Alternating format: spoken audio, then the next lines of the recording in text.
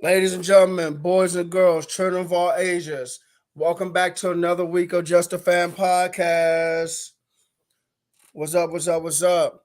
We live. We live on YouTube, Twitter, Facebook, and Twitch. Okay, Twitch has now been over a month now because I'm sure we set it up back in June, if I'm not mistaken.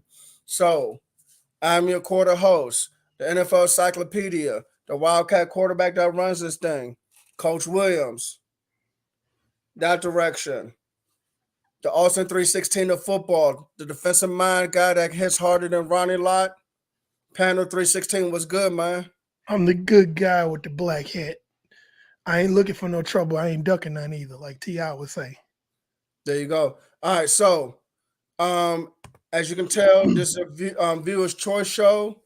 We like for y'all to come up with some topics, and Pando and I will discuss it. So if you got any questions, you got any comments, let us know.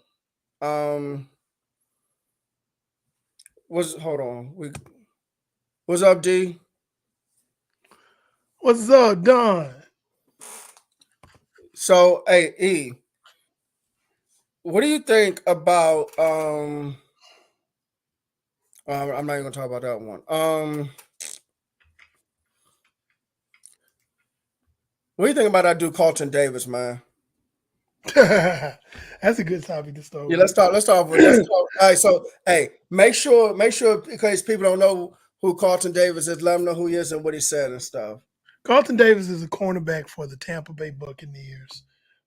He was in an interview earlier this week, I believe.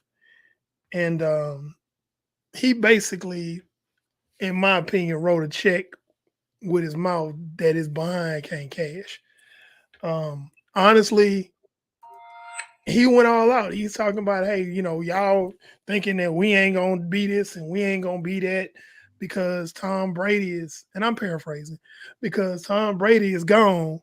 And yes, that's what everybody thinks. Everybody has Tampa Bay in last place in that division. Everybody that I know is a prognosticator has picked them to be last place. Yes. I mean, Baker Mayfield is your quarterback, and Kyle Trask is the other quarterback, and they're competing. Hold on. What's his last name again? Trask with a K at the end. But, I mean, the way he's been playing in camp, you can put an H with a K is. So, there you go. But, yeah, basically he's like, yeah, we're going to wreck S-word. We're going to wreck this. We're going to wreck that. We're going to da-da-da-da-da. And I'm like, yeah, you just gave everybody on your 17-game schedule bulletin board material. Mm-hmm. And I'm just like, dude, you're not one of the best teams in the league. You're not even the best team in your division. And you just lost a Hall of Fame quarterback. The quarterbacks that are replacing him aren't that hot.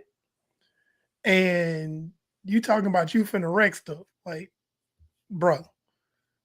Exactly. That could go down as a bro moment because it's like, dude, you need to shut up and just play.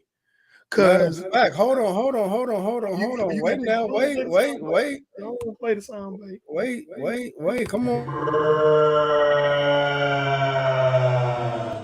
I mean, for real, that is a bro moment because I mean, look, you are a corner who hasn't really done much of anything in the NFL, if anything at all.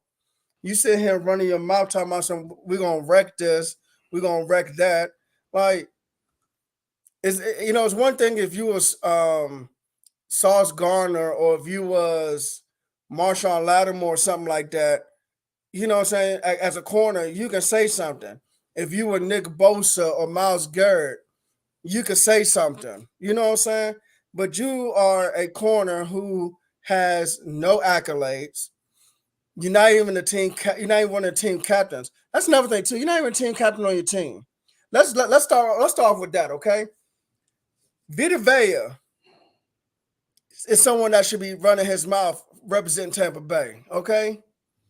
And trust me, ain't too many players I'm gonna name either. But I Okay. mean, I was about to ask a question. Who is the leader of that defense? If you really want to ask that question, I mean, Vita Vea, maybe Levante David, maybe Devin White. Those Okay. are three. But like I said, Vita Vea can say something. Offensively, maybe Mike Evans can say something. But that's about it. I mean, you gave. Oh, I don't want that. That's the wrong team. Hold on. Tampa Bay Buccaneers schedule. You like I said, you're not even team captain on defense. Well, so usually teams have like a team captain on offense, one represent defense, one represent special teams. But I mean, you gave. I'm not worried about Minnesota. You gave Philadelphia bulletin board material. You gave Detroit, and of course, all the teams your division. You gave Buffalo. Ooh, Eric. They gave San Francisco bulletin board material. We don't worry about them. They gave Jacksonville bulletin board material. So they gave. Yeah, they got some L's coming up this Mhm. year.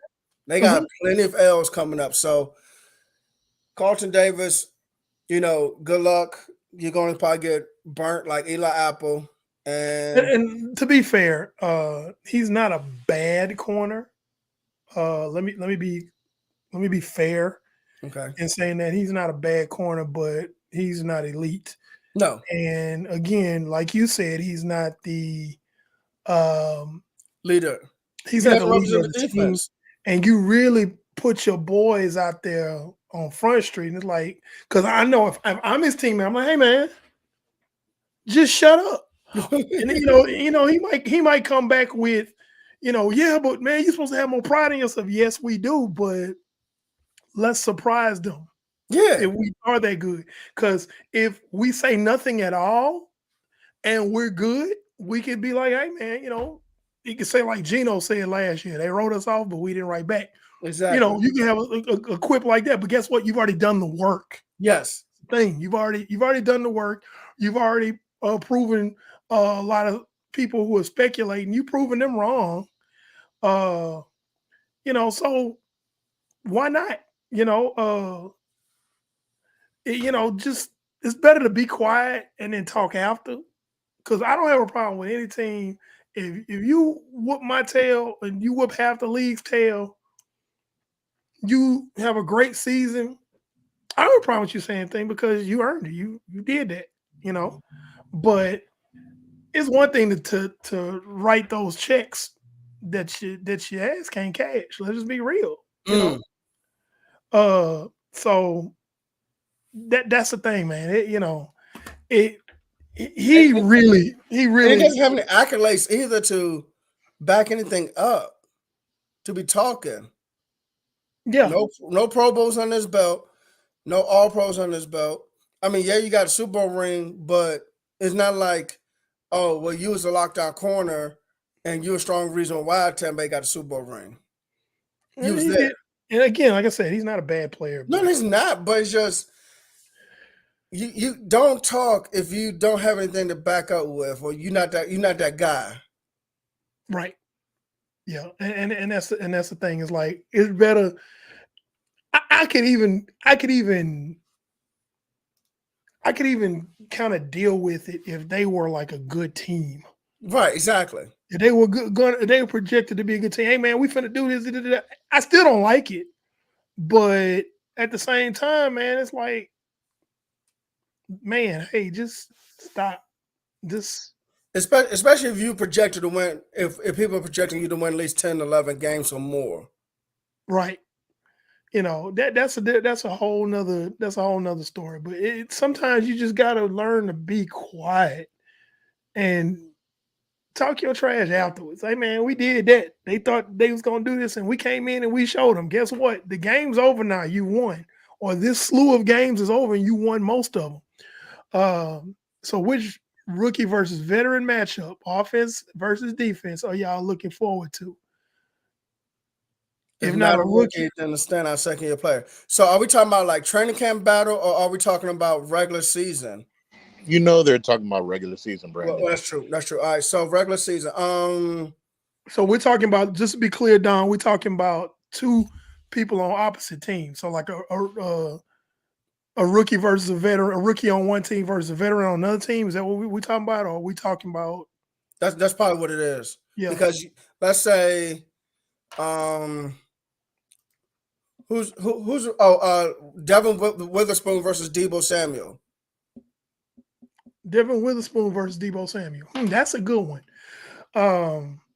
That's a good matchup. Honestly, I'd like to see. Honestly, a matchup that I'd like to see is oh god, his name slips my mind. The corner that just got drafted in Washington, Tristan. Emmanuel Forbes. Emmanuel Forbes versus DK Metcalf. Oh yeah, that's gonna happen this year. That's gonna happen this year. That's gonna be interesting. That's honestly, that's two veterans I'd like to see. Although one has gotten the better of the other every time they played, and that's Brandon Ayuk versus Trayvon Diggs. Because that's going to be a battle for years to come. But it's a contract year for Brandon Ayuk, and I'm looking for him to really act a fool. Even though it's not a contract year for Trayvon Diggs, he's looking for that new contract already. Yeah, it's about that time. You got to start playing for your new contract. Like a year or two prior to your last year. So you can say, look, I put together this string back-to-back years. Because beware of the contract year. That's a good point. Because you got guys that are kind of mid, and then that year that they have a contract, that's their contract year, they just blow up, and then they bamboozle and hoodwink their front office, if their front office is dumb enough, and they get this big deal, and they go back to being mid. Yep.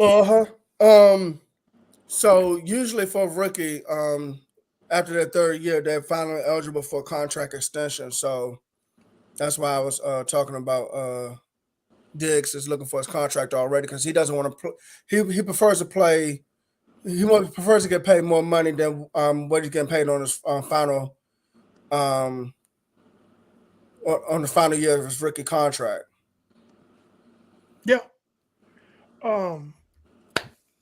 I think that was a really good topic right there. That's a real good one. You got anything on that? Anything you like to see, the matchups you like to see?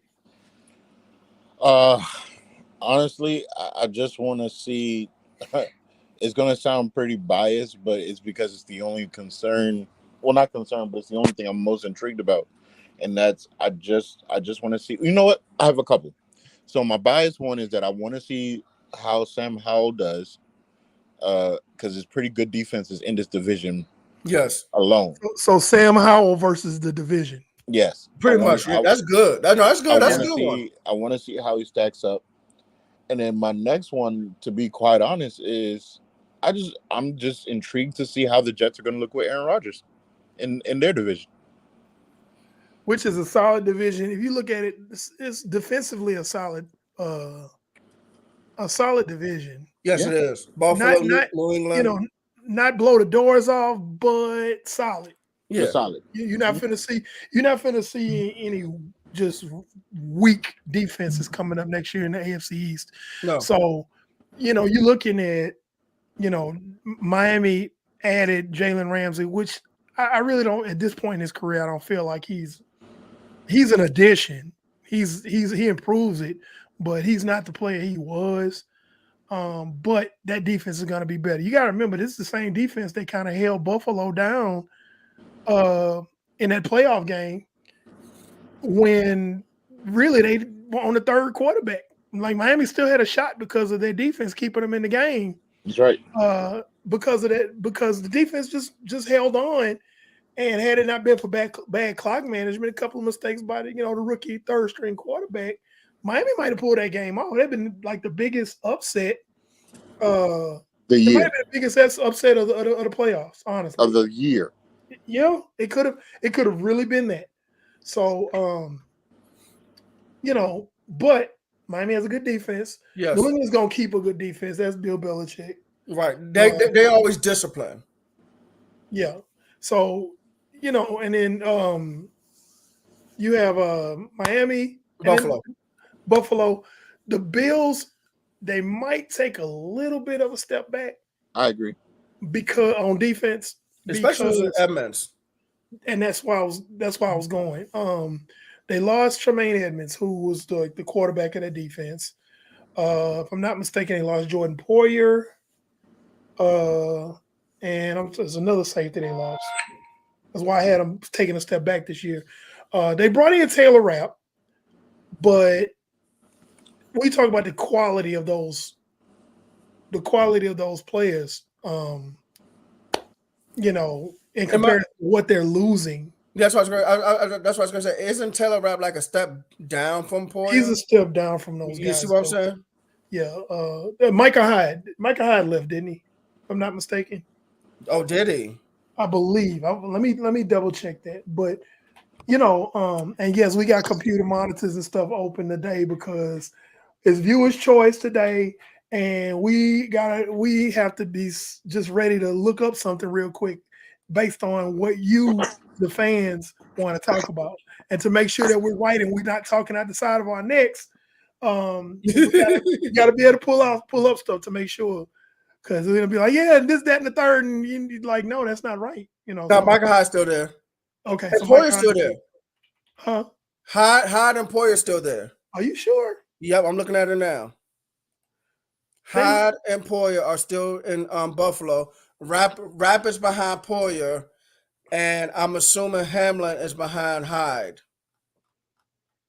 Okay, then why did I think that they lost some guys in the secondary? No, the only person I know they definitely lost was Tremaine Edmonds, and well, no, I knew about him. I guess the guy who's replacing him will be AJ Klein. You know what? I'm sorry. Charges to my head, not my heart. It was the Bengals that lost those safeties. That's what it was, because we talked about that when we discussed the AFC. That's what it was. My apologies. I made a mistake. I was wrong about that.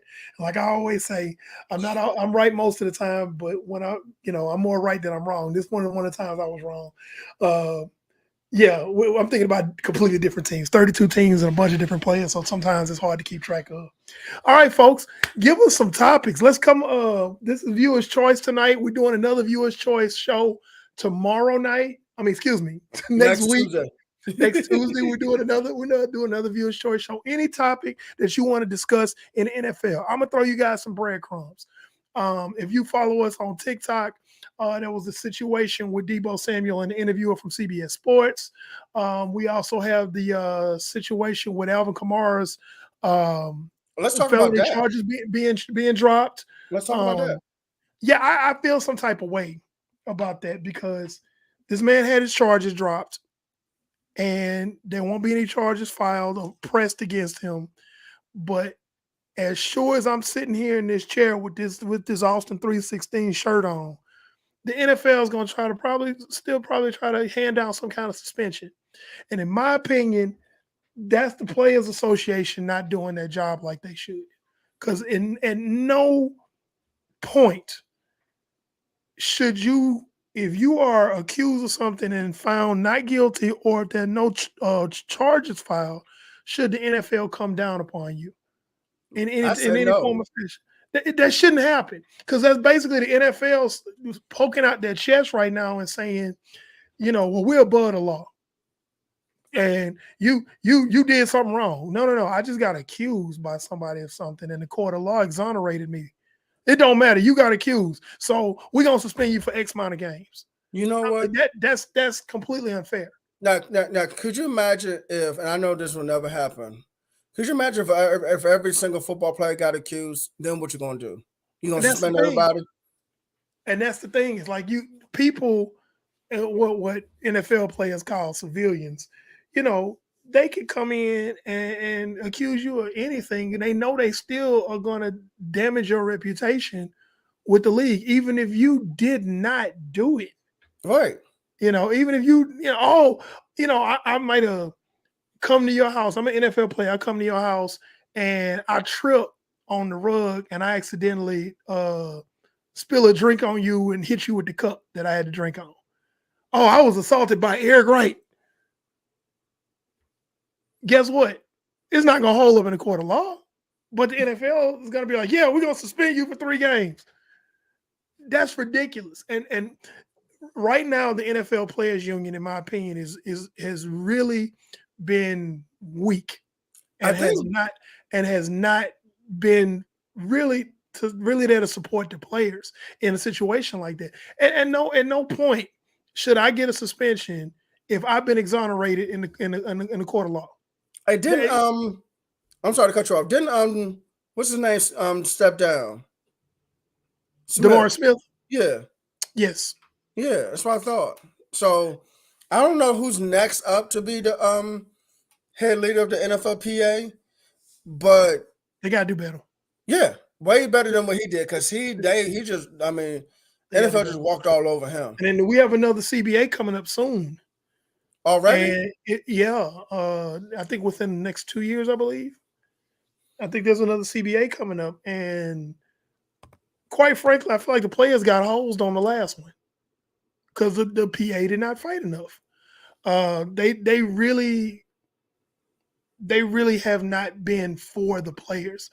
And I wish we could get an NFL player on the show to really talk about the PA, but they maybe they don't want to, even if we knew somebody, because maybe if they speak out, they get left hung out to dry.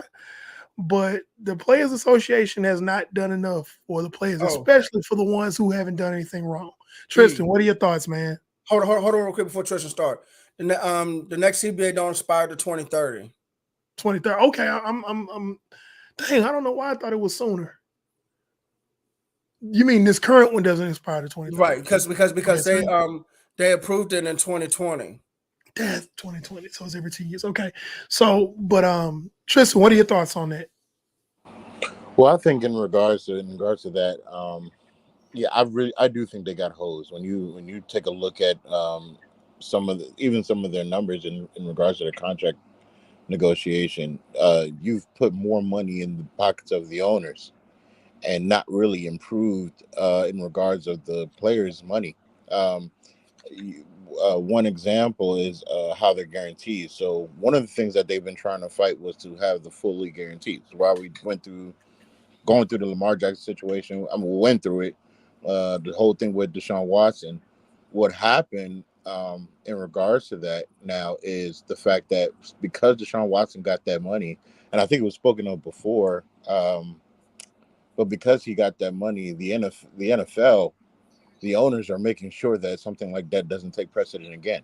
So now you're not only thinking of the players, like let's just put it to the quarterbacks. I could break down on positions. So for the quarterbacks, they're not looking to have another fully guaranteed QB happen again. No, because it happened. I'm sorry, it happened with Kirk Cousins too. He got the fully guaranteed. Right. So what they're doing now is creating these long extended contracts. It's kind of like to give the cushion to feel like you got the money that you want, but really you just put pennies to a dollar for every year for the owners to capitalize. So Patrick Mahomes' contract being the way his contract is set up, it's still going to pay dividends for the owners down the line. That's kind of the pattern that all the other franchises want to do if they have a quarterback of that caliber where they're looking to make that kind of money. The position that really took a hit when it was really on the rise, but it got short-lived, was the running back position. The running back position was in a great situation during the Todd Gurley, Le'Veon Bell era, because those guys were pushing for that kind of money. Ezekiel Elliott, all those guys were pushing for that kind of money. And then when they got it, their bodies kind of proved to the owners saying, hey, okay, we yielded to you guys and we gave you guys all this money, and then you lasted maybe a year or two after you got that contract. So now you're seeing people like Devin Cook's going to get his money. It's more like choice, but he ain't going to get the $16 million like Le'Veon got. because they're like, we don't know what your body is going to do in the next couple of years. You might have 2 more years left on the trade. You have some free agent running backs that we're looking to probably cash in to try to get like 10 million or so. They're like, nah, we'll probably give you 7 or 8 because the track record has been proven. We had one MVP caliber season from Todd Gurley after he got his money, and then that knee, which we knew. Hold on, let me say this because I need people to understand this. I said this since he was in college. If you have a running back that has a degenerating knee, do not give him that extension because he's only going to be good for those couple of years. And lo and behold, that's what happened. Hey, that's what I was about to say. And guess what? I'm sorry. Go ahead. Well, that's what I was about to say. You said maybe 8, Tristan. 8 million is ambitious, to be honest. Oh yeah, it's yeah. That's an ambitious number right there. Yeah. Okay. Because for every year that we have someone like a Raheem Mostert or Jeff Wilson, both Miami's running backs. Jeff Wilson was undrafted, and you're sitting up there basically.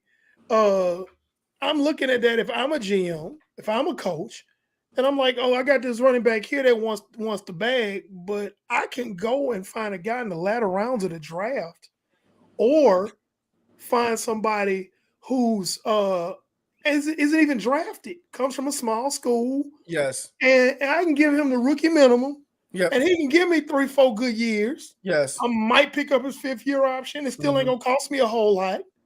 And then when he decides he wants the bag, guess what? I'm on to the next one. Right now, the running back market in the NFL, if you're a running back, man, I'm sorry for you.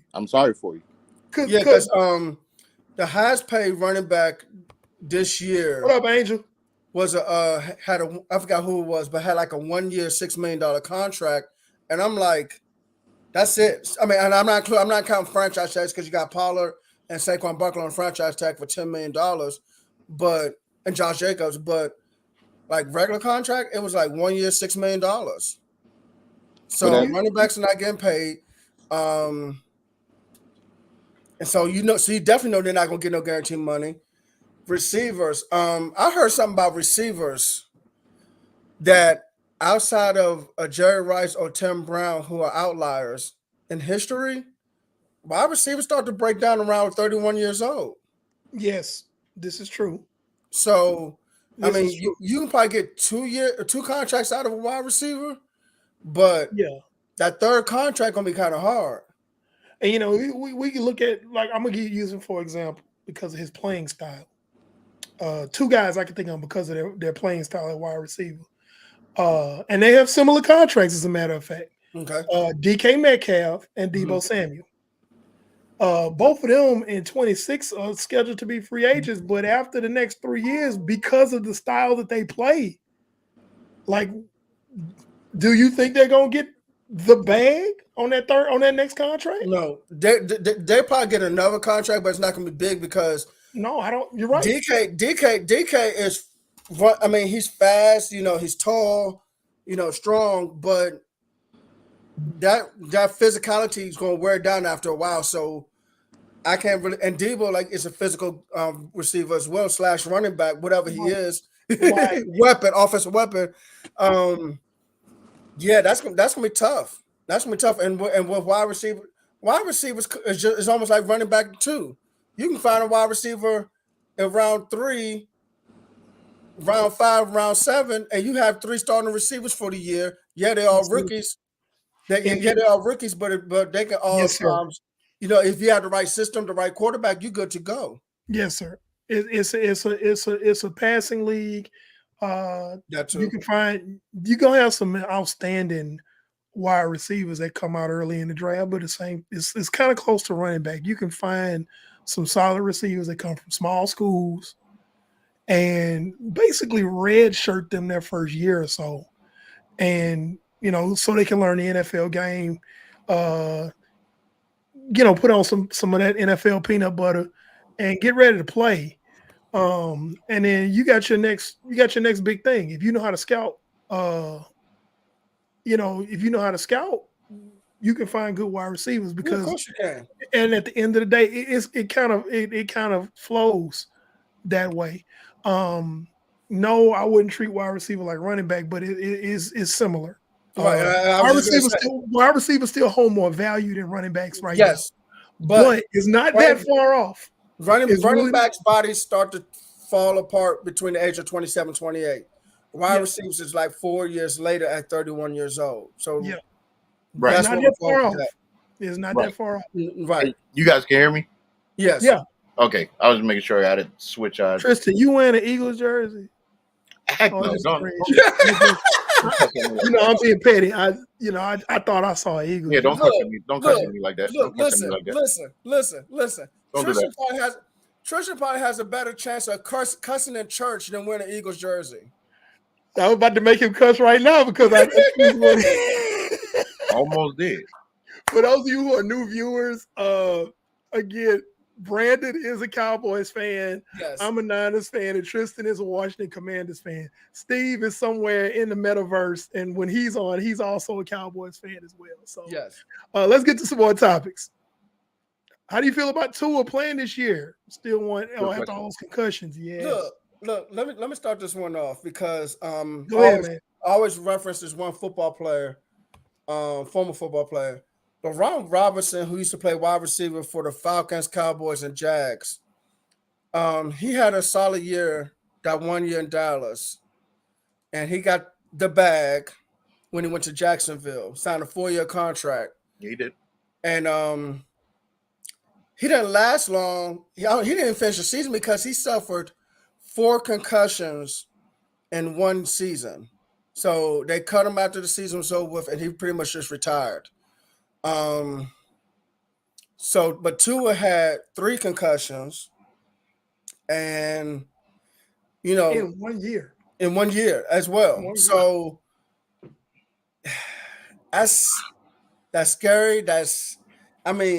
Hopefully, he makes adjustments to his game. Mike McDaniel makes some adjustments if need be within his offense to try to protect Tua a little bit more. But so I'm about to let you go, T. If he has one more concussion, I think he's just done. Absolutely. So I did read, because a lot of people have been talking about the Dolphins or whatever, and I did read somewhere where they said that he was taking jiu-jitsu during the off season. It's to help him balance it on his falls. So if he's to get hit, if he's to get tackled, there's ways for him to be able to protect himself a little better by getting to the ground. Now, even still, concussions are nothing to play about, as we all know. And it still gives me cause to pause. I am nervous about him. Same here. I do wish him well this season because I do believe that we got to see a glimpse of Alabama Tua once he was given the tools around him. And having someone like Josh, almost said Josh McDaniels. Jesus Christ. All I'm saying is the man was laying on his back throwing gang signs. Yeah, and that's frightening.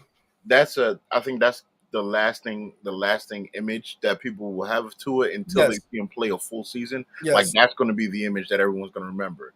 Like we know when we see players have major injuries or major things happen to them, what's the first thing we say when we're going to new season? I gotta see how he reacts when he get hit. Yes. When we see guys tear their knees, all right, I gotta see how you are on that first cut. Gotta see how you look. If people, you see guys that had broken arms, okay, well, let me see how you're gonna hit. Does it, are you gonna operate the same? So really, we're gonna be watching Tua on whenever that first sack or that first hit after he goes the ball. We gotta see how he looks when he gets off the ground. Is he gonna get up slow? Is he gonna be shaking his head? Is he gonna be wobbly? Like those are the things we're gonna be looking at. And I'm gonna be honest, if he can stay healthy, I'm giving Miami that division.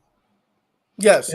If Tua's able to stay healthy, honestly, to be fair, even if Tua doesn't stay healthy, Mike White is the backup. And in that offense, I still like Miami.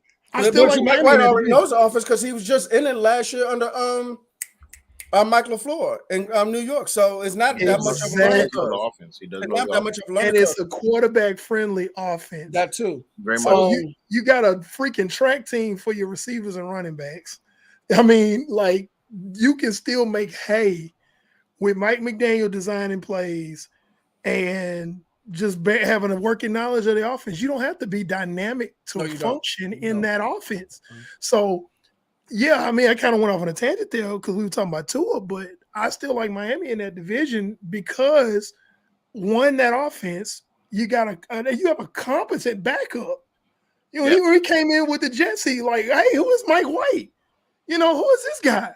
So, and I think that Mike McDaniel is a better play calling designer than LaFleur was with the Jets. So, yeah, definitely. if they got Tua and Tua's healthy, I think they're gonna do great. And also, I think that White. even if Tua goes down, and I pray to God it doesn't happen, because if he has another head injury, it's time to pack it in just for his own personal health and safety. Yes. You know, but I hope that doesn't happen. But let's say that does happen. They got Mike White. That's a good position to be in, honestly.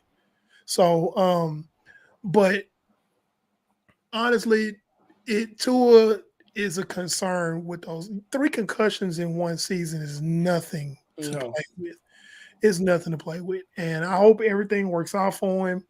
Because we were all saying the 2 biggest hold your breath moments of last season was Tua on the ground and then DeMar Hamlin. And both of these guys are coming back next year. DeMar Hamlin's going to camp this week, and like ain't nothing wrong. And I'm like, man. But here's the thing, and it's gonna sound so crazy because it's gonna be like, dog, we really watched this man like die on the field. Yes. But I feel more confident with DeMar playing than Tua. Really? Because DeMar Hamlin, that was kind of like a freak thing. Like that's not Yeah. That's not, yeah. You know what I'm saying? Like that's not a common thing to happen. I think in NFL history, in history, that's like the second time someone got hit. Exactly.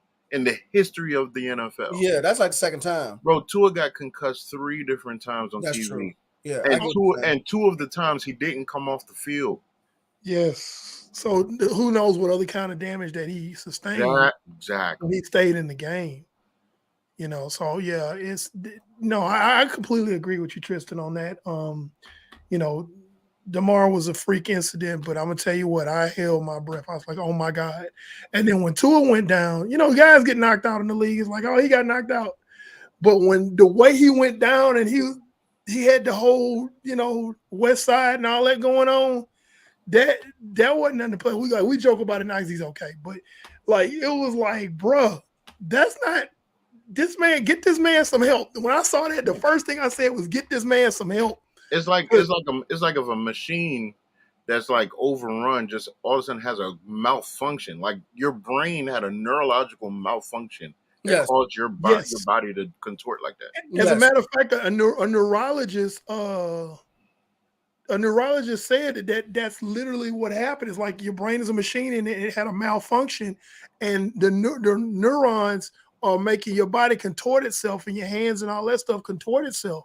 And they were talking about that. That's literally what happened to this man. Then the fact that he said he doesn't even remember. Right. He don't even remember that. The next thing he remembered was that he was on the plane. Yeah, that's bad. Come on. You one more hit, and see, they should not have cleared him to go back into the game after that. Didn't they clear him that first time around? Oh, you talking about the first time when he got up and kind of wobbled? Oh, that's what it was. Okay. That was the one he kind of wobbled, and they were like, "Oh, it's his back." We're like, "You really gonna make us?" Okay, that's what it was. That's what it was. Okay. We knew that was a concussion. Those in the know knew. Hey man, he's shaking his head like this, but it's my back.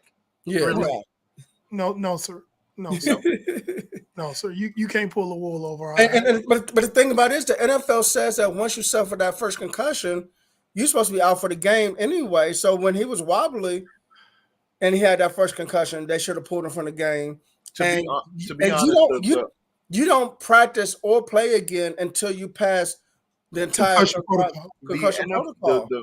The Miami staff, entire Miami Dolphins staff, and the NFL really could have Like they really could have been hammered a lot harder for that, because it's like that was I don't think it was a primetime game, but it was on a Sunday. Everybody watching football on Sunday. Yeah. We watched this man literally get up, stumble, shake his head, and finish the rest of the game. And y'all try to tell us after the game that it was a back injury? Are you kidding? Yeah. Yeah, it really could have been worse than what it was for the NFL and for the Dolphins. Yeah, and that's something that you see happen in 70s NFL, early 80s NFL. Man, shit, You they know, he used to goes do back out there. they used to do smelling salts. Yeah, and then send them back out there. But I mean, in this day and age, what we know about CTE and head injuries and so forth, that should have never, ever happened. He should have not been. He should have been immediately pulled from the game, take his helmet, and go sit down. We need to you need to look at a neurologist. Go see a neurologist, because this ain't nothing to play with. So. No. But yeah, that was a very good question. Again, tonight is viewers' choice night. Any topic you bring up that's NFL related, we gonna talk about it. So what we got here, Eric James. What are your thoughts on the Raiders making Derek Carr's wife cry? So I know nothing about it. I'm assuming the fans made her cry. Look, no. Go ahead, Tristan. Take this one. Go ahead. What happened? This is what happened. When Derek Carr basically got benched, when he knew he wasn't returning to the Raiders, and you know how they didn't let him finish the season, right? That was what they were saying was making his wife cry, was the fact that they didn't even give him the decency to finish the season with the Raiders. So somebody, I don't know if he was like on a podcast or something, and somebody asked Derek Carr because they asked him how you feel about not finishing the season on the field with the franchise.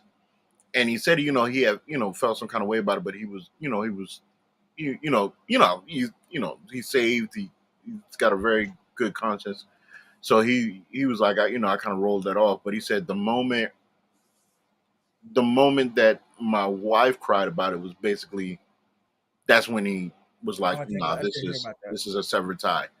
And, I mean, his wife in particular, I don't have nothing for it. I mean, I get it. You spent your entire lives basically, with that franchise. With that franchise. But not only that, you got to think as the wife of the franchise quarterback. She's in the community. She's doing all these events. It's all this stuff. So for her, it's like, wow, like you really did us like that. Like, yeah, my husband is the one that got benched, basically. But that's a slap in the face to my family. So. I mean, but again, Mark Davis is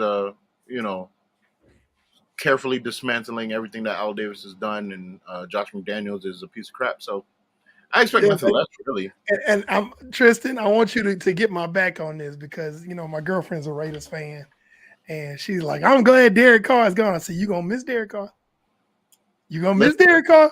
No, we're not. Okay. Jimmy Garoppolo may not play. I keep saying y'all know that. Y'all know that meme of the X-Men when Wolverine is holding the picture of Jean Grey in the bed. Yes, I promise you, I'm going to recreate. Everyone that's watching this show, stay tuned because I promise you, when the Raiders struggle, I will create it personally, and y'all are going to see that meme. We're gonna put it on the screen right up here of the Raiders and Derek Carr in the Saints jersey. I promise you, I will create it. It will be here on screen this season. So tune in because I guarantee you, this will happen. I guarantee you. Because baby, like they say in New Orleans. Let me see if I get my New Orleans accent. Baby. I got a whole with Jimmy Garoppolo, baby. When he thinks it up, listen. Just be ready for that show. Look. Just be ready for that show. Hey, look, E. We talked about it on the AFC West show, man. We was like, Jimmy Garoppolo may not even play. And we went into details why. There's a few times where I really legitimately will pray to the football guys to make certain things happen. And one of these times is I just need a Sunday where the Raiders and Jimmy just are trash. And Derek Carr has like a career day. I want that Sunday.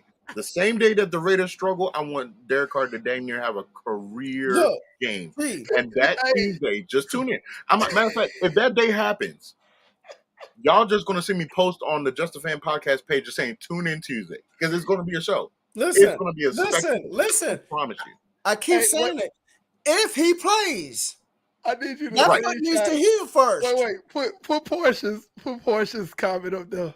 Portia, you're a beautiful soul. You are a beautiful soul, but I'm telling you, y'all gonna miss Derek Carr. You thought you was upset with Derek Carr? Oh, you ain't. Listen, She say they not new to struggling. As long as you know. I want you As to long as you understand know. Because that baby, your hope is in the hands of Jimmy. and Josh McDaniels. I Baby. Josh McDaniels is the same man that picked Tim Tebow in the first round. Hey, Eric James, did I get that accent right? Did I get it right? Baby. He's the same man that reneged the last minute on the coach job. It's the same cat. This the same guy that has not seen an ounce of success Outside of outside New of the England. thumb of Bill Belichick. Outside of New I England. just Outside of Tom Brady. Tom Brady, Bill Belichick, New England, whatever you want to say. outside of Brady. Thank you. Outside of Brady. Brady made Josh McDaniels. That's what y'all had your bet on. And y'all let go of Derek Carr. See, y'all be about me going on a tangent about this.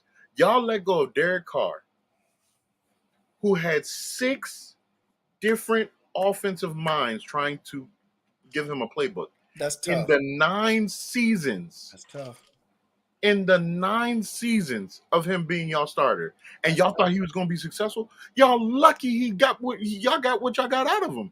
Thank Y'all you. lucky. And then the fact that the one time that he had back-to-back seasons with the same playbook, man dang near won the MVP. But y'all sick of Derek Carr. Okay. Good luck to you. Hey. Good I'm gonna end this luck topic to with you. one thing. I'm gonna end this topic because we're gonna go to the next topic, but I'm gonna end it with one thing. Baby.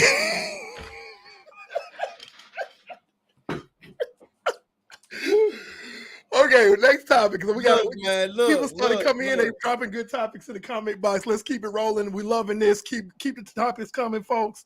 Oh, y'all just want me to be upset. Y'all just want me to be upset on this show. Y'all just want me to be upset on this show. Okay. Are Jordan Love starting as a quarterback for I see. Green Bay? I see where we are. I see where we are. Look. You all look. Y'all know that they drafted a quarterback who should not have been drafted in the first round, and I mean, he has no other choice. But is he ready to be a starting quarterback now? We don't know. Is he ready? We know nothing about him. We don't know. We have not a clue about this kid. Well, okay. Well, guess what? Like the Fuji said, ready or not, because guess what? Y'all The realize? season's coming. Do y'all realize that draft? Do y'all remember that draft? What year was that? He didn't get spoken about in the first round until like a month before the draft. All of a sudden, this name, Jordan Love, coming out of nowhere. Don't nobody know who this guy was. Hold on. Nobody knew, but all of a sudden, oh, he could be the next. He's like a Cam Newton-esque. He's da-da-da-da. What? We don't know what this kid is. And here's the thing. Here's the thing. I'm not rooting against him, especially the fact that he's black. I ain't rooting against no black quarterback. I want black quarterbacks to succeed. Okay. Do y'all see the landscape of college football? It's a beautiful sight. It's a beautiful sight. So I'm not here to say, oh, he's just going to be a flop. And I'm not even saying that Aaron Rodgers was perfect. I'm not even saying like Aaron Rodgers was a saint. But you're going from Hall of Famer Bart Starr, Hall of Famer Brett Favre, Hall of Famer Aaron Rodgers to literally an unknown. At least when Brett Favre got drafted, it was an outlier situation. Like people didn't know Brett Favre was going to be Brett Favre. Real quick, there's a huge gap between Starr and Favre, though. I don't count Magic Man. No. I'm just saying like there's a big. Yeah, but I don't count them. That was a short dark era. I don't count them. Okay. I don't count them. I only think about Bart Starr and Brett Favre. But when Aaron Rodgers got drafted, people thought Aaron Rodgers should have been number one. Yeah. So when he fell, it's like, okay, you got Aaron Rodgers in the wing, but Aaron Rodgers was supposed to be a number one pick. He wasn't even supposed to be in Green Bay. So this kid is not that. And every time I have this conversation with Green Bay people, they keep saying, well, we let Aaron Rodgers sit and look how he turned out. Aaron Rodgers is supposed to be the first pick of the draft. At worst, he was supposed to be number 2. At worst. At worst. He was a Heisman finalist. This kid wasn't even in the top 10 of the Heisman that year. And to be fair, after Joe Burrow, this was kind of it wasn't a great draft. It was for quarterbacks. Do y'all realize when he got drafted, he was shocked? Like Jordan Love was shocked. He was at home. You had Joe Burrow, Tua, and Justin Herbert that came out in that first round, and after that, it was like, yeah, I'm looking at it too. After that, you had to reach like Mr. Fantastic for a quarterback. When they interviewed him and asked him how he felt, he said he wasn't even expecting to get a call till day 2. So I don't want to hear none of that. And then Aaron Rodgers went and won 2 more MVPs, and you never gave him a first-round offensive weapon ever. Come on, man. And then I want to address something since we're talking about that particular draft with Aaron Rodgers, because there's always that common misconception that San Francisco fumbled the ball and they didn't draft Aaron Rodgers. No. Let me get this one. Okay, I'm about to say, because I always the situation in San Francisco, that's a fallacy. That's a fallacy because I'm going to tell you why. The situation in San Francisco was so putrid and bad that Aaron Rodgers would have been Alex Smith, and Alex Smith would have been Aaron Rodgers. Aaron Rodgers went to a good situation. He got to sit for 2-3 years. Okay, they threw Alex Smith out there with literally no offensive line, not very many weapons, and they switched just like they did Derek Carr in Las Vegas / Oakland. Basically, they switched offensive coordinators on him 7 times. He never had one playbook back to back until he left San Francisco. And I'm telling you right now, as talented as Aaron Rodgers is, in that situation, no, San Francisco didn't fumble the ball. They would have messed it up either way. People forget messed up Alex Smith, and they would have messed up. Aaron Rodgers had they drafted him first overall. So stop the cap. This right here, stop it. Yeah, people forget because every time you think of Jim Harbaugh, people automatically associate Colin Kaepernick. People forget that Jim Harbaugh had Alex Smith for a little bit too, and Alex Smith was quite successful. Quite successful when Jim Harbaugh got the reins of him. Okay, he looked like he's the number 1 pick that he should have been looking like the whole time had the 49ers done correct by him. Because I tell people all the time, I said, okay, name the wide receivers that Alex Smith had in his first 5 years as a starter. I can't even name them. They were so putrid. And that's your team. Wait a minute, hold on. Was Crabtree there? No, was Crabtree much later? He was not there yet. No, he was not there yet. He was much later. He was so was Vernon Davis. He was there later as well. Much later. The wide receiver situation in San Francisco. You see how you're struggling? You see how you're struggling to think of that? Because they were that bad. They were they were that much of a non-factor. The wide receiver room in San Francisco at the time. And I'm telling you what I know because I'm a Niners fan. No, I know that. Was a dark time. That was a very dark time. Okay. San Francisco didn't start drafting good wide receivers until right around the Harbaugh era. And then they still hit or miss between that. Now they starting to get their traction drafting wide receivers a lot better. Yeah. But it was a dark time for wide receivers. It was a dark time for tight ends. It was really bad. He didn't come to a good situation. Aaron Rodgers went to a good situation because you can name them wide receivers. You can name them. Greg Jennings. You can name them. You're looking it up right now, ain't you, Brandon? You're looking it up right now, and you're like, oh my God, it's like watching a car crash, looking at them names, huh? Arnaz Battle? Yeah, exactly. And you had Antonio Brown that used to be with us. When Brian came out, and not Dez Bryant, Antonio Brown, when Antonio Brown came out of Pittsburgh, he had a first-round grade talent-wise, but his off-field concerns dropped into round 3. Yeah. and he never panned out to be what he's supposed to be. The situation was not good. So Aaron Rodgers, as talented as he is, Aaron Rodgers going into that situation was not. He would have not been Aaron Rodgers. No, he'd have struggled too.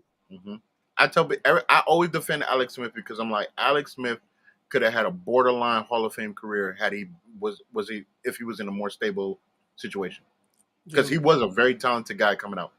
And the thing is, no one knew how to use him correctly. He went through offense corners like Mike McCarthy, Norv Turner, Mike Martz. He just went through offense coordinator after offense coordinator after offense coordinator. It was crazy. And his style was ahead of his time. Yes, you're right, because you got to remember, he was under Urban Meyer before Urban Meyer went to Florida. Before Urban Meyer went to Ohio State. He was at Utah. And brought that spread. So he came in knowing how to play the spread. Yes. And they wanted him to play traditional 5-7 step drops with a janky offensive line and no wide receivers. No wide receivers. But let's get back on topic, because the original question. I'm saying, thank you, Sam Alvarado. Make sure that you like and subscribe to us on YouTube. Thank you. I can go about that saga. Jordan Love, we really don't know what he's going to be. I wish him the best. I really do. No, I do too, but he could be fantastic, but it's not looking like it. I'm gonna be honest. It's not looking like it. Yeah. And I don't know, maybe a full training camp, getting all the first team reps.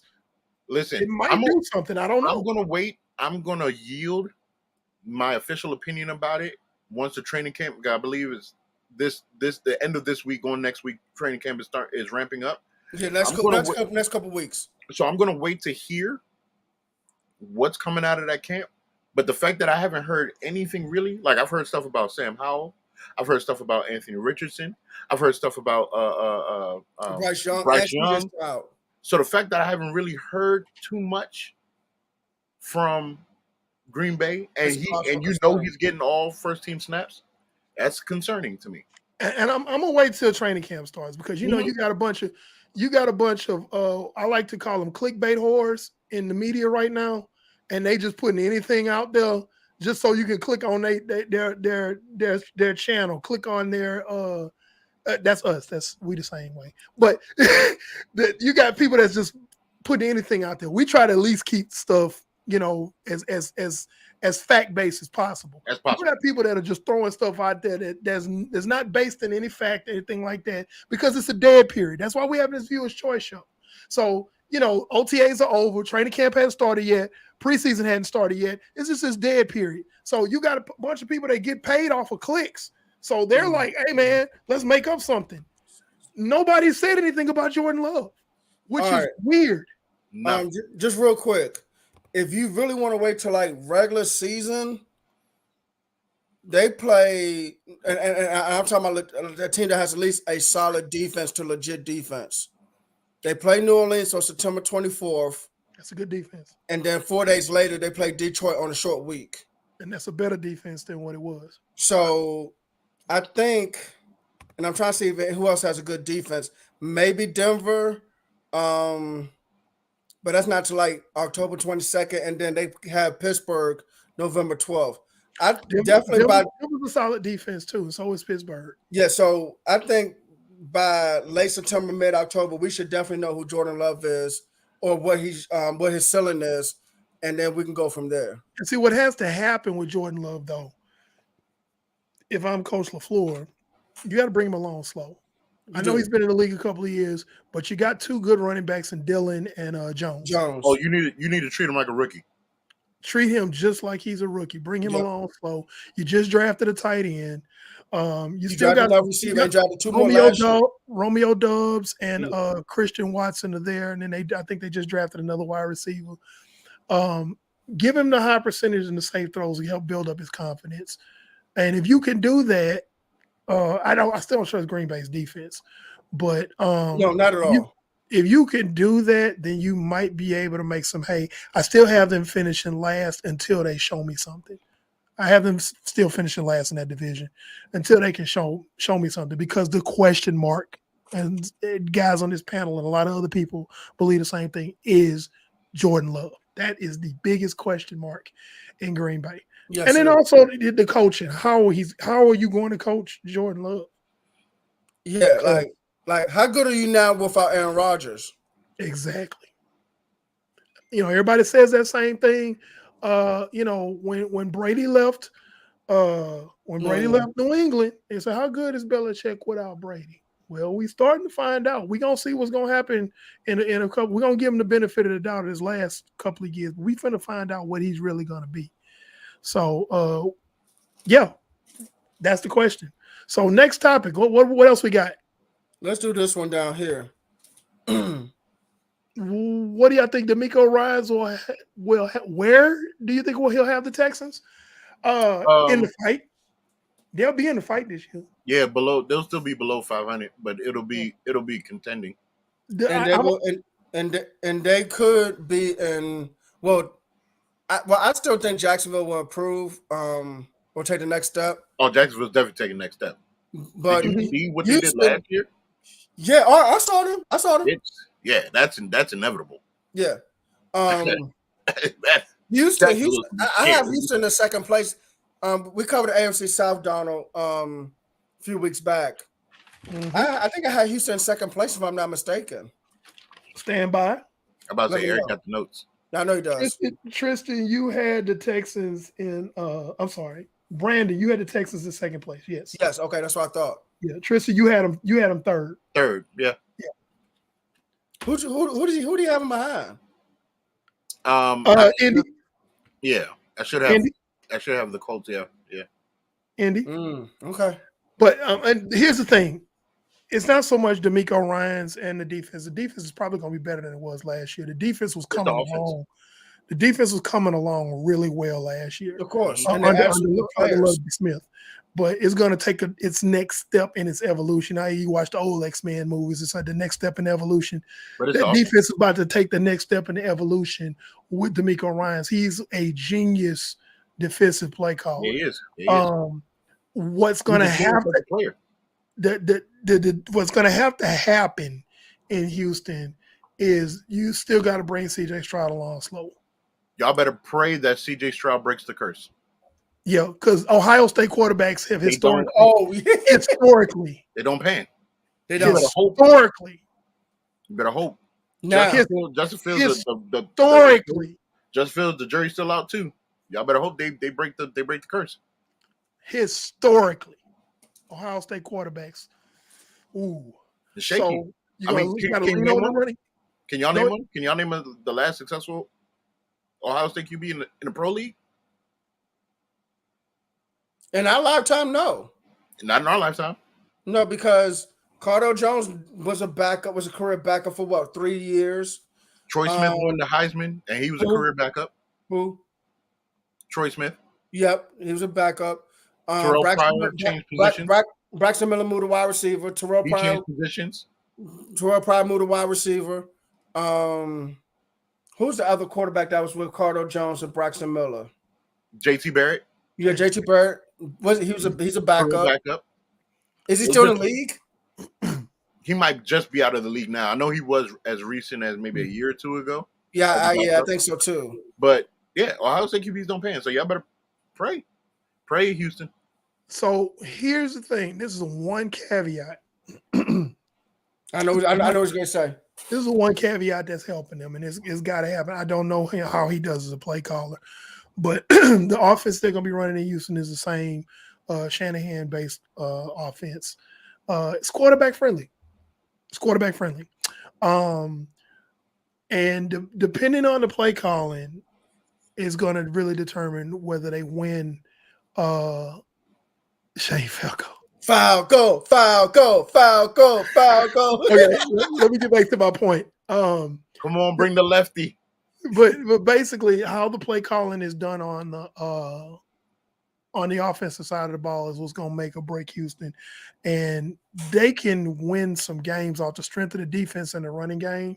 Yes, and not ask him to do too much until he's ready to do play action. And they could possibly get over 500. That's what has to happen. They're gonna get over 500. I have no issues with the defense. I think the defense might be a top 10, at the worst, top 15 defense, top half of the league on defense in Houston. With the players that they brought in, the players that did not get a lot of recognition that were already there, but they're gonna really glow up in this particular scheme. It's gonna make them look good. So is that kid Michi? Is he able to play this year? I know he is. So he's a potential stud. Robert Woods, you got a good veteran receiver in there. Let me say this. Mm-hmm. The ground game should be better just because of scheme one, outside zone, and two, perimeter blocking. Because if anything, Robert Woods can run block as a wide receiver. If you put Noah Brown out, No, go ahead. If you put Noah Brown out there, he's a good run blocker. Yeah, and the running back last year, he was a stud. So that's what I'm saying. The run game is going to get even better. So, like Eric said, bring Stroud along slowly, run the ball, play action off of that. I believe that's why they put him third, because I believe that's why I put them third, because I feel like that should be the method. But because of that, I don't think they have enough firepower to deal with Jacksonville, and Indianapolis. My only concern with Indianapolis is because I feel like Indianapolis is going to let Anthony Richardson just rip. I feel like they're just going to let him go. But I get that. Well, I think so. I'm not saying it's going to work out and be good. That's my point. What is that going to look like? That's why I was about to ask, because he's extremely physically talented. However, he's a rookie. I'm just afraid that they're going to Cam Newton him. Yeah, they let Cam go out there and just say, "Hey, just rip, go." That's what they did, and that's why he never developed properly, because they just like, Cam, you're physically probably, arguably the most, if not the most gifted person at the quarterback position we ever seen at that time. Josh Allen. That's what I'm saying. At that time, I'm bringing up Josh Allen because Buffalo's making the same mistake. Oh yeah. That's why they made the same mistake, and Daboll knew what he was doing. And as soon as he went to the Giants, you see Josh McDaniels reverting back to his old ways in his first year, reverting back to them old ways. But that's the only thing I'm concerned about with the Colts. So, but I feel like Houston, because of that, Houston's going to temper. That's why I said they'll fight in every game, because they did that last year. All right, they'll fight in every game. But I have a question for you. Oh, before you ask that, I'm just saying this one line. Based on how the Houston Texans played last year, Lovie Smith deserves another shot as a head coach in the NFL. Thank you. Absolutely, yeah. But that's not going. It's not going to happen. But that, yeah. At the very least, I think Lovie Smith should get another job as a coordinator. I'll take him. Yeah. So Bobby Slowick, who is the offensive coordinator and will be the play caller for the Houston Texans, has never called plays in his career. So the question is going to be, how is he going to call plays in this scheme? That's going to be watching a lot of Ohio State film. Yeah, and that's what's going to be that's the big question mark with the Houston Texans right now. If he's slow and measured with what he does, C.J. Stroud has the physical attributes to be very good. He has enough weapons to be very good, and the defense can be the great equalizer and clean up a lot of stuff. As long as he doesn't place his defense in bad situations, well, he turns over the ball deep in their own territory and the defense got to defend the short field.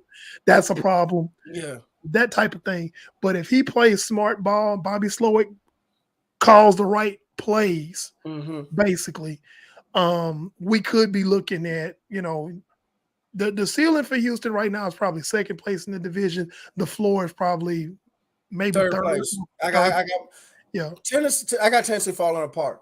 All right. My question was, and I got one question, and then we're going to cover two more topics. Okay. My question to you all is, what is it going to look like as of right now? And of course, everything could change because of different stuff happening.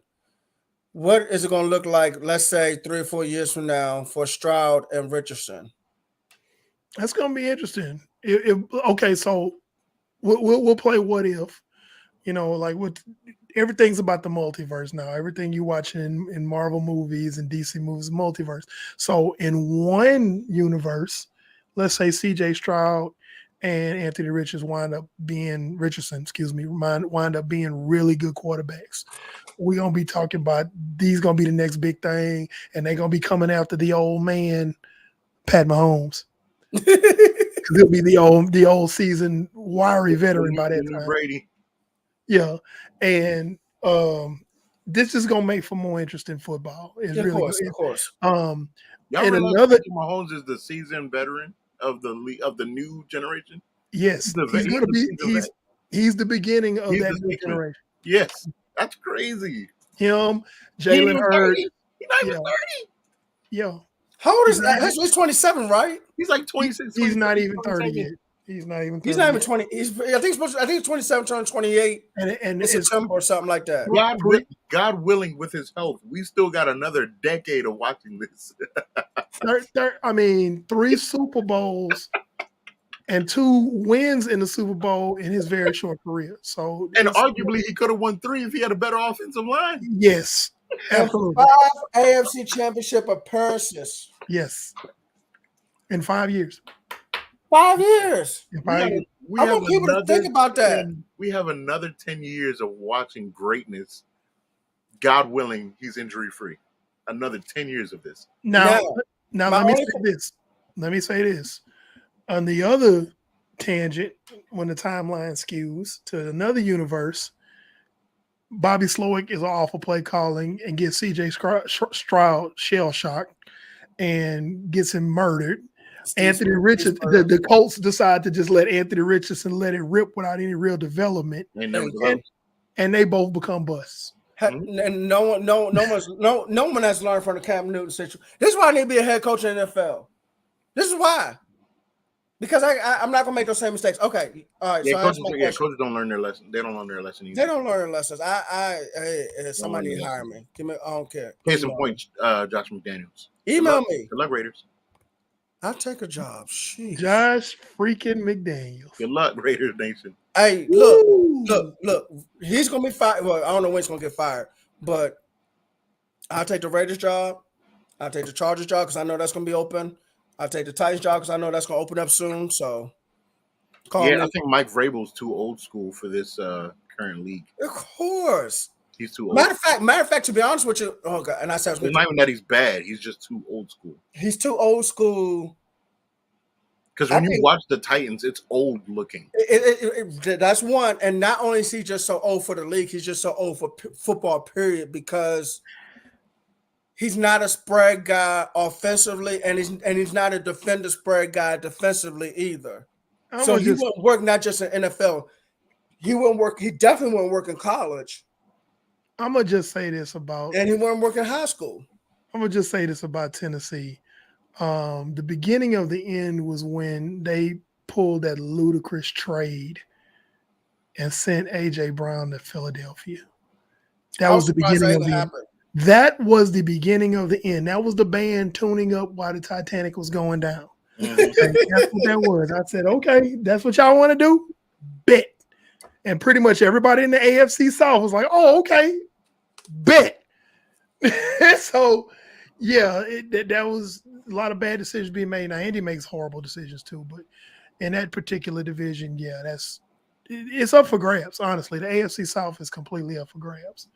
But it'll be interesting if those quarterbacks can develop. If they can develop, Tennessee got to find a new quarterback. But this is a very strong draft class next year. Well, but they need to figure out Malik Willis and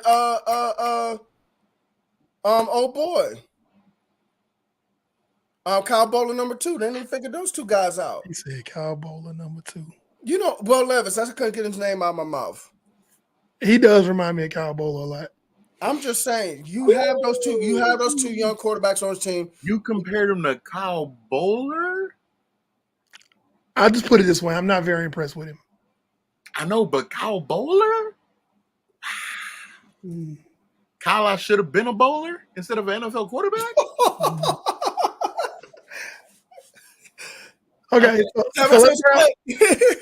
So before we grab our next two topics, and then we'll end with these last two topics for the night, we're going to continue this series next week. So if you were on tonight, make sure that you like and subscribe to us on YouTube. We need the subscribers. Please. And then tell a friend about the show. And like, hey, man, you want to talk about anything having to do with the NFL these next couple of weeks? Now's the time to do it. We go right there to the chat box. Anything that you put in there within reason, we're going to talk about it. Okay? But I see some new people on here. Make sure you subscribe, please. Thank you. We appreciate you. And share this video. I mean, you are able to share this video, put it into someone's text message, put it into someone's email. You can do that. Trust me. Yeah, send it on Facebook. Hey, check these guys out. They send it on Facebook. Cool. You can share it. And again, also make sure you like this video. And Please. If you don't like this video, make sure you hit the thumbs down twice. So you let us know that you really don't like us. Anyway, let's go to our next topic. All right. They're going to be oh, you know what? Never mind. So never mind. Kill that. Oh, he was talking about the Texans. That's my cousin. That's my cousin Greg. Okay. Greg, love you, bro. Welcome, Greg. Appreciate you watching the show, brother. Make sure you share. And make sure you subscribe. But yes, honestly, the statement that you made, Greg, can you put that back up, please? Yeah, Brandon? I got you. The statement that you made is not far-fetched because we actually made that comment a few months back. We were saying that the Texans this year would possibly be like the Detroit Lions were a couple of years ago. Mm-hmm. They're on the same trajectory. We did say that, yep. They're on that same trajectory, and if they play their cards right, they could be where we think Detroit is going to be this coming season. So that's a very astute comment that you made. Yep. Thank you very much. Make sure you like and subscribe. Love you, Greg. All right, so then let's see. Thought I had another topic. All right. Oh, actually, I got a good one now. Okay. Popped up 4 minutes ago. Okay. What's going to happen in the NFC East? That's not mayhem. That's not a good one. Mayhem. That's not a good one. The Eagles are going to win the division. We're going to talk about the Cowboys all the way up to week 13 when we realize, okay, well, they're probably going to lose in the first or second round. Washington's probably going to be just above 500 or below 500. And same thing is going to be with the Giants. That's about where pretty much. And Dak is going to try to overdo it, trying to exercise the demons of interceptions pass. And he's going to have a game that's going to have Brandon pull out the rest of his hair. Yeah, and he going to have a game he's going to have a game that makes Brandon pull out his hair with joy because he's just going to go off. And then he's going to have a game that's going to make Brandon pull the rest of his hair out for being a complete jackass. Dak's going to have a game where they're like, we're going to win the Super Bowl. The Cowboys fans, I'm not talking about you, Brandon. You got sense. Cowboys fans are like, we're going to win the Super Bowl. Y'all saw Dak Prescott. And then the following week. They're going to beat the brakes off of a really bad opponent. Really bad team. Look, let me say this about my Cowboys real quick, and then we're going to end the show. I'm not saying much of anything this whole season. Okay? Yeah, you're on a wait and see. No, right, because I feel like we're already going to make the playoffs just based off how the NFC look. You know, you have your San Francisco, they're going to win the division. You have your Philadelphia, you have your Detroit's going to win the division. You have New Orleans that's going to win the division. So that's 4 teams, and then you got Dallas at 5, and then everybody else, okay? Everybody's going to fight for those last 2 spots. That's how I feel. So I feel like Dallas is already in the playoffs. We just need for it to hurry up and happen. And then let's see who they play in the wild card. And it might be we'll see who they play.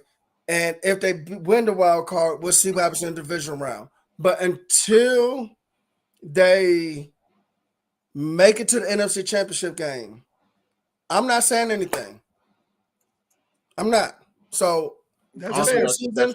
This whole season, I don't care if Dallas beat San Fran and sweep Philadelphia in the season. I'm still not going to say anything because there's not much for me to say. The playoffs are coming. Right, thank you. Because that's what they do. They wait till the playoffs and say, "Oh wait, oh yeah, we Dallas. Hold on, Oh, this interception. So that's why this whole season I'm not gonna really say much of anything because it's not much for me to say. That's fair. That's fair. And I wish 95% of Cowboy fans around this country had your attitude. Yeah, it's better just to not say anything. Which brings us full circle talking about Carlton Davis. Don't talk about nothing. You ain't did nothing. Just shut up. And then if you do it, hey man, you got the license to go off and talk as much as you want. But right now, nobody believes in you. But Eric, I said you're not even the team captain on defense. When they named the team captains, you name a team captain on offense, you name a team captain on defense, and you name a team captain on special teams. You got Levante David, Devin White, and you got Vita Vea. Vita Vea can talk. Vita Vea's a whole dog. A whole dog. Vita Vea can talk. He about 3-4 dogs. Cause yeah. But do you understand what I'm saying? Vita Vea can talk. Man. You can't. You have no accolades. You're a mid-level cornerback. You're not trash, but you just mid. Right. And you're not a shutdown corner. You're not someone that sends and say, oh, well, I don't want to throw the ball to his side of the field, so let me throw it over here.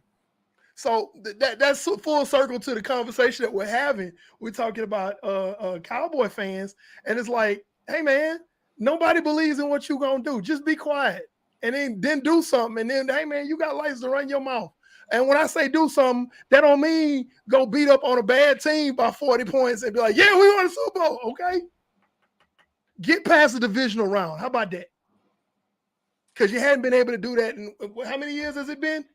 You know, I'm like, just stop. Since the 1995 it's okay to love your team. Since the 1995 regular season. And it's tough. It's okay to love your team. It's okay to be down for your team. And, you know, and here's the same thing. It's full circle. We come about Carlton Davis talking noise on Tampa Bay's team and everything like that. Hey, man, we you know, we going to do this. But who's your quarterback? Same question I can ask Dallas fans. Who's your quarterback? He said they will play the Saints. The same guy who played 12 games and threw 15 interceptions and then single-handedly cost Dallas that loss against San Francisco. Single-handedly. The defense was playing Trisha. The Saints are winning the NFC South by default. Yeah. So he has the Saints probably at number 4. And probably Dallas at number 5, and Dallas will have to travel to New Orleans to play in the wild card game. The Saints are probably the only ones that can write in division win right now. Mm-hmm. I got Detroit. Winning that division with these. But there's a chance that they wouldn't.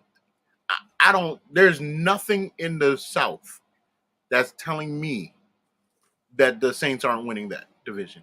Okay, there's so then. Nothing. Okay, Bryce Young is young. You got a whole new staff. Right, I get that.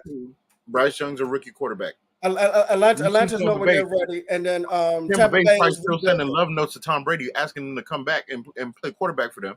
Please, Mr. Brady, please. And then you got Atlanta, who basically you still have a wide receiver that you're still trying to convince us is a tight end, and you're putting all your eggs in the basket about Bijan Robinson and Desmond Ridder, who in effect is really still a rookie. So Desmond Ridder is really still a rookie, technically. So by default, it's the Saints.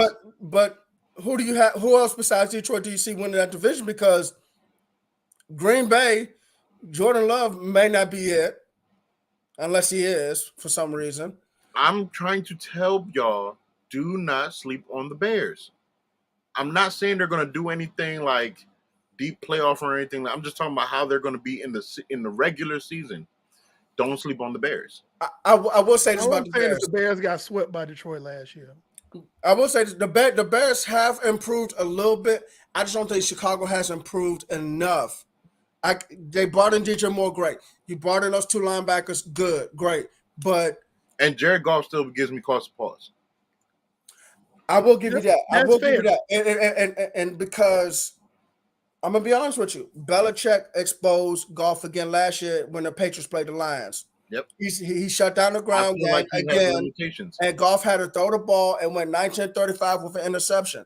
I'm going to say this. If you want to beat Detroit and have Detroit not fail the division, not win the division this year, make him throw. Stop the run. Make him throw. Goff. I'm going to tell you this. Don't be surprised. Because I don't think Hendon Hooker will be ready. No, he's not. But don't be surprised if they don't at least take a look at free agency with the quarterback position next year and the draft, even though they got Hendon Hooker. No. So when you say Hendon Hooker's not going to be ready, are you saying he's not going to be ready physically or what? Physically. I think he has all the intelligence. Here's my pushback. When did Hooker get hurt? Because he got hurt last year. Yeah, but it was like mid-late season. But it was a torn ACL, right? Yeah. So he should be ready to go for camp. That's what I'm saying. He should be ready to go the following season, because if he got hurt mid-late last year, let's say November. He should be. But what I'm saying is Hendon Hooker was considered good for this draft class. No, I understand. Hendon Hooker, a healthy Hendon Hooker in next year's quarterback draft class would be in the second, third round. Okay, understand. Okay, understand. It is a rich class. Because of the class, yeah. But that's because of the class, though. Yeah, the class, not him particular. The class, right? But because of the class. So, but see, that's different. So, what I'm saying though is because if Detroit has a bad season, you're not about to tell me if I get a chance to get his predecessor. I forgot the kid's name. The new Tennessee kid. He's much better than him physically. So you're not going to tell me that I'm going to pass up on him. Pass up on potentially getting Drake May from North Carolina. Pass up on the opportunity to get Caleb, which I think he's going to go to Tampa Bay because I think Tampa Bay is going to have the worst record. Like you're not about to or Arizona, depending on how they feel about Kyler Murray. But if I'm Detroit and we have a lackluster season and I built this team and I can get me one of them studs, yeah, I'm not passing that up. Okay, I get what you're saying. I guess Detroit kind of want to see what they have in Hendon Hooker. I mean, I don't argue against you for what you're saying. I'm sure because he should have been a late first rounder had he not been hurt this year. Right. So that's why I'm saying like they may stick with him. They might. I'm not going to say that's wrong. I'm not going to say and again, I'm not saying you're wrong either. I mean, just wait and see. But yeah. I think Hendon Hooker coming off a torn ACL. If he got hurt in November last year, I don't know when it was he got hurt, but he should. So it'd be 1 year this year. He doesn't have to play, and then 2024 he should be ready. Because if he gets now, they might bring in a veteran to maybe push him a little bit, probably. But and my thing is, it ain't too many veterans to really even bring in. But that's my personal opinion. I feel like they drafted Hendon Hooker because that's who they want. And Jared Goff is now on time string. Of course he is. And see, Jared Goff is on time strings because I think it's because of New England game. If he had performed better, they probably wouldn't even have looked. They probably wouldn't even have looked at a quarterback in the draft. You're right. Well, this was fantastic, y'all. Yeah. For those of you who commented, Milton, thank you, Donald. All right. Yeah, for those of you who commented tonight, thank you so much for your topics and your questions. Make sure that if you haven't done so already, because we really big on this, make sure you like this video and subscribe to us on YouTube, specifically YouTube. We need the subscribers. We're trying to blow this thing up. We're trying to make it, global, where everybody's watching Just a Fan Podcast, and we need the subscribers. Tell a friend. Send them videos, send them snippets. You can also follow us on TikTok. We have some hot takes about some other stuff we didn't really get to tonight. We got about 2 or 3 videos up. Thank you, Eric. Yeah, we got 2 or 3 videos up. We got some pretty hot takes on some other things. So make sure to follow us on TikTok. We have a Facebook page. We have an Instagram page. The podcast can also be found on Apple Podcasts, Spotify, and Google. And Twitch. We're live on YouTube. We're live on Twitter. We're live on Facebook, and we're live on Twitch right now. Yeah, and we're working on being live on TikTok pretty soon. Right. Oh, you go live on TikTok? You can. Yes. Yes, sir. Thank you. What else? By the way, we had some polls up over the weekend. Thank you, Eric. We had 8 different polls up. That closed, unfortunately, but yes, you know, go to our Facebook page, go to our IG page. Look, the same videos that's on TikTok, I put them on IG already. So I mean, take a look at them. For sure. So you can always go throughout the week to our Facebook page and our TikTok page and suggest topics for us to talk about, what you'd like to hear us talk about, because we're just fans, you're just fans, and we want to talk football with you. So next week, we're doing the same thing. We're going to go back to viewer's choice and bring somebody with you. It's like Sunday school. Come on down and bring somebody with you. And let's talk some football. And no subject, as long as it has to do with the NFL, we'll talk about just about any subject. And we had fun tonight. Usually this is one of our best shows that whenever we do a viewer's choice, we do these throughout the year. Mm-hmm. And it turns out really well because everybody has something to say and we can talk about it. So thank you for tuning in. Again, bring some people with you. The next week, we're doing the same thing all over again. Write down some topics throughout the week. Yeah, because stuff happens. Yeah, stuff happens throughout the week. And typically, I'll give you some breadcrumbs on TikTok because I follow the headlines and I'll say, hey, man, this is how I feel about this, that, and the third. And if you feel some type of way about it, come on the show when we do viewer's choice. Exactly. And be like, Pando, you wrong about such and such. Okay, why? Or Pando, man, you were spot on about da da da da da. Okay, this is why we're gonna talk about it. Okay. Yep. Just like we missed the topic today of the NFL supplemental drive. Oh yeah. I didn't see any real notable names in that supplemental draft. That's why I didn't really. Well, actually, no one got picked. So I mean, those guys are free agents.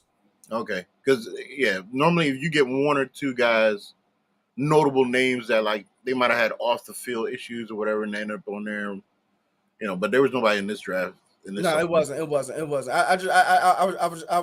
was serious, but I wasn't like serious at the same time. Yeah, if it was a notable name, then for sure. Oh yeah, definitely. Those guys typically get picked up as undrafted free agents. Yeah. Mm-hmm. All right, so thanks again, everyone, for watching our show. Ladies and gentlemen, we're going to close it out with the NFL Encyclopedia, the Wildcat quarterback that runs this thing, Coach Williams. That direction, the Austin 316 of football, the defensive-minded guy who hits just as hard as Ronnie Lott, Pando 316 himself. The good guy with the black hat. And look, well, what can I say? Hey, man. What can I say, man? I mean, I say it all the time. It's a team effort. This guy, my quarterback, the quarterback that runs this entire show. Look, y'all think I'm playing. Y'all gonna find out though. It's y'all gonna find out. Just when Tristan has time to do what he needs to do, he gonna show y'all why he's the quarterback of the show. I've been saying this. And the thing is, hold on. Let me say this real quick. I watched the beginning of one of our shows from last year. I've been calling you quarterback of this thing for more than a calendar year, man. Yeah, you have. I appreciate it too. So if y'all forgot, give this man some time. Yeah, don't worry. He gonna make it happen. Trust me. Yeah, don't worry. That's my quarterback. That's my teammate. Y'all silly. Stop talking about him going to Mexico. My quarterback. Y'all silly. Appreciate all you guys watching the show. Subscribe and share. It's a team effort. These guys have held it down from day one. So I appreciate them just as much as they appreciate me. And I appreciate all you guys that are watching and tuning in, that have been tuning in every week, been following, been commenting. Trust me, it doesn't go unnoticed. Peace, everybody. Thank you. That's our show. Yes.